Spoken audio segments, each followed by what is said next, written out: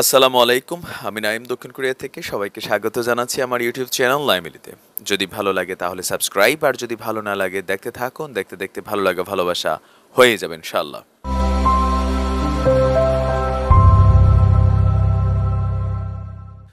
দর্শক, সকালবেলা থেকে ফেসবুকে বা সোশ্যাল মিডিয়াতে একটা ভিডিও খুবই ভাইরাল, আপনারা সকলে নিশ্চয়ই ইতিমধ্যে দেখেছেন। তবে আমি চেষ্টা করি ঘটনার পিছনের ঘটনা কি সেই বিষয়গুলো সম্পর্কে আপনাদেরকে জানানো, কারণ চোখের দৃষ্টিতে আমরা যা দেখি অনেক ক্ষেত্রে হয় কি যে ঘটনাগুলো ব্যতিক্রম হয়।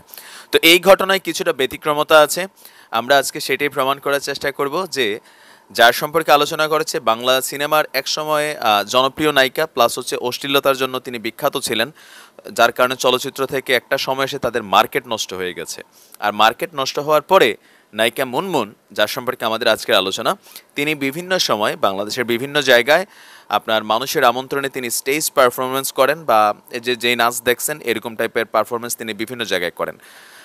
কথা হলো যে যেই জায়গায় এই ঘটনাটা ঘটেছে সেটা হচ্ছে টাঙ্গাইলের সখীপুর এলাকার একটা বাজারে।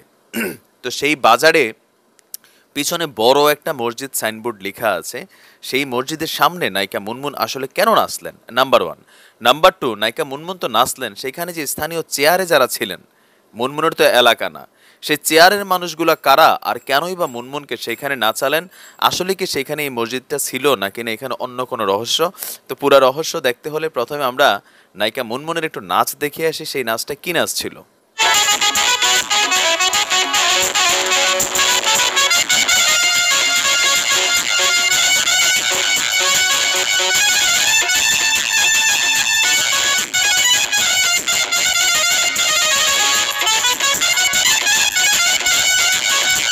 জি, পিছনে বড়সড় একটা মসজিদ লেখা, আর সামনে নাচছেন নায়িকা মুনমুন, আর উচ্ছ্বাসিত জনতা মোবাইল ফোন হাতে নিয়ে ভিডিও করছে।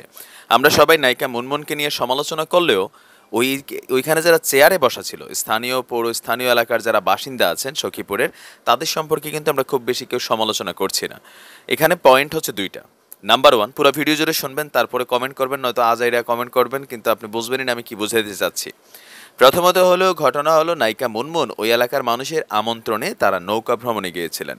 নৌকা ভ্রমণে যাওয়ার ফলে দুপুরে সম্ভবত বা বিকেলের দিকে খিদা লাগার কারণে তারা ওইখানে সাময়িক যাত্রা বিরতি নিয়েছেন। আর ওই এলাকার স্থানীয় মানুষের নিমন্ত্রণে তিনি গিয়েছেন, তিনি কিন্তু জানেন না ওই এলাকা সম্পর্কে, তার কোনো আইডিয়া নাই। আচ্ছা, ভালো কথা।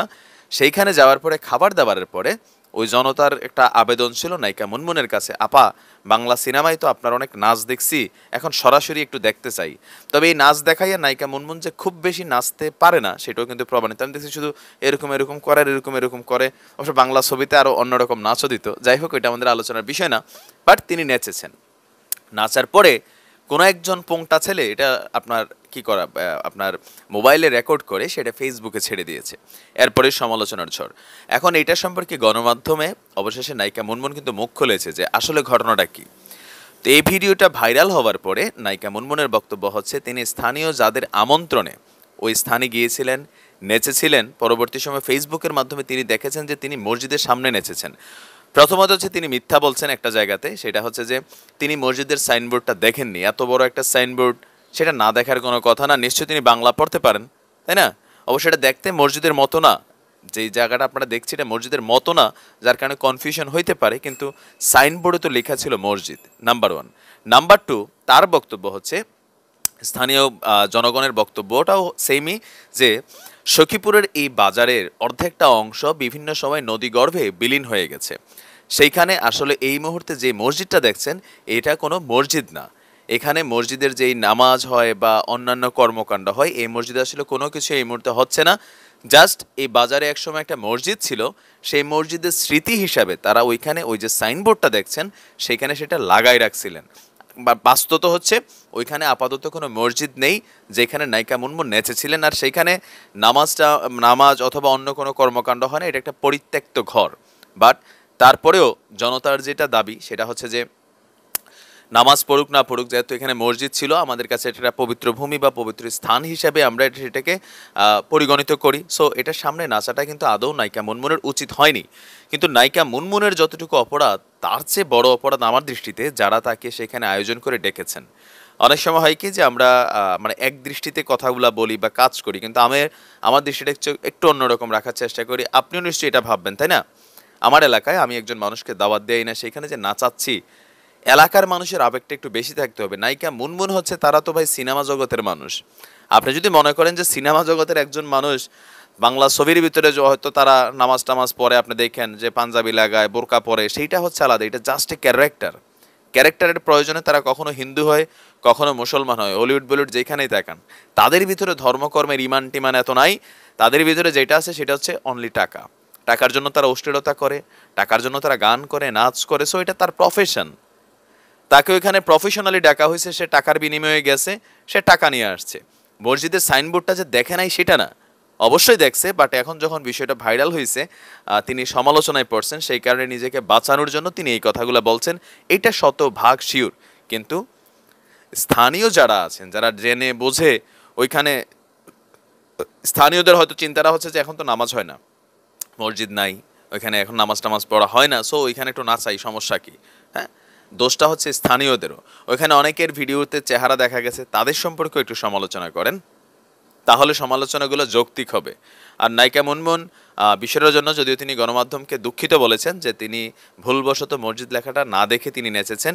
আর যারা মুনমুনকে নিয়ে ওভার ধর্মীয় অনুভূতিতে বিষয়গুলো ভিডিও বানাচ্ছেন, তাদের প্রতি তিনি বলেছেন যে দয়া করে এসব বন্ধ করেন, আপনারাও মসজিদটা সম্পর্কে একটু খোঁজ খবর নেন। ঠিক আছে? তো স্থানীয় যারা আছেন, আমার মনে হয় যে তাদেরকেও একটু মানে জবাবদিহিতায় আনা উচিত যে ভাই, আপনাদের তো এলাকা, এগুলো কেন করেন আপনারা? হ্যাঁ, খামাখা একজনের বদনাম করেন, নিজেরও বদনাম হন। আর আমরা বাঙালি তো হচ্ছে কি, চিত্র জগতের কাউরে পাইলে আমরা তো তাদেরকে ঝাঁপাইয়া ধরি। বাট আমি চেষ্টা করি আমার ভিডিওতে প্রকৃতপক্ষে যারা দোষী তাদেরকে সামনে নিয়ে আসার। আর সময় সংবাদ সহ বেশ কিছু জায়গায় এই নিউজটা এই মুহূর্তে কভার হয়েছে। তো যাই হোক দর্শক, চলে যাচ্ছি, যাবার আগে শুধু এতটুকুই বলি, অন্যায় যেই করুক, আপনি একজনকে অন্যায় করতে দেখছেন, এর পিছনে কিন্তু আরো 10 জন আছে। যে দুর্বল, তারে নিয়ে সবাই ঝাঁপাইয়া পড়তে পারি, ঠিক আছে, কিন্তু যারা সবল, তাদের বিরুদ্ধে আমরা কেউ কথা বলতে পারি না। আপনি দেখেন আমরা শিপ্রারা নিয়ে যতটুকু সরব হয়েছি, সিনহার বিষয়ে কতটুকু সরব হয়েছেন আপনি? কারণ কি? কারণ শিপ্রা নারী, সে দুর্বল। এটা কিন্তু বাস্তব, এটা একদম শতভাগ, এটা অস্বীকার করার উপায় নেই। তার চারিত্রিক জায়গাটা যত কিছুই হোক, আমি তার বিপক্ষেই ভিডিও করছি, কিন্তু তারপরেও আপনি দেখেন যে ওসি প্রদীপ দাস, লিয়াকত, তাদেরকে নিয়ে কয়জন কথা বলার সাহস করেছেন? করেন নাই কেন? কারণ তারা সবল, তাদের পুলিশের পোশাক আছে, ভয় পাই। অন্যায় যে করে তার বিরুদ্ধে অবশ্যই বলবেন, পিছনে যারা জড়িত তাদেরকে নিয়েও বলবেন, তাহলে হবে কি, অন্যায়টা সার্বিকভাবে সেটা সম্পর্কে সমালোচনা করা হবে, আর পেছনের তারাও সাবধান হবে। সামনে যিনি আসছেন তারে যদি আমরা ধইরা বসি, পিছনের যেই মানে মেইন কাহিনী কালপ্রিট যারা, তাদের সম্পর্কে আওয়াজ না তুললে এগুলো বন্ধ করতে পারবেন না। আজকে মুনমুন গেছে, কালকে ময়ূরী যাবে, পরশুদিন আরেকজন যাবে, তারা বদনাম হবে। আর তাদেরও বলি যে পড়ালেখা তো কিছু শিখছেন, তাই না? যেইখানে যান একটু চোখ কান খোলা রাখেন, চোখ কান খোলা রেখা কাহিনী করেন, তাহলে হবে কি, নিজেরা বদনাম হবেন না। তো যাই হোক, তারপর আপনার দৃষ্টিভঙ্গি আপনার, আমি আপনার দৃষ্টিভঙ্গিকে সম্মান করি। আপনি যেভাবে মনে হয় যে ঘটনাটা আপনার কাছে কেমন, সেটা কমেন্টে লিখতে পারেন। তো আজকের মতো বিদায় নিচ্ছি। আসসালামু আলাইকুম রহমতুল্লাহ বারকাতুহু।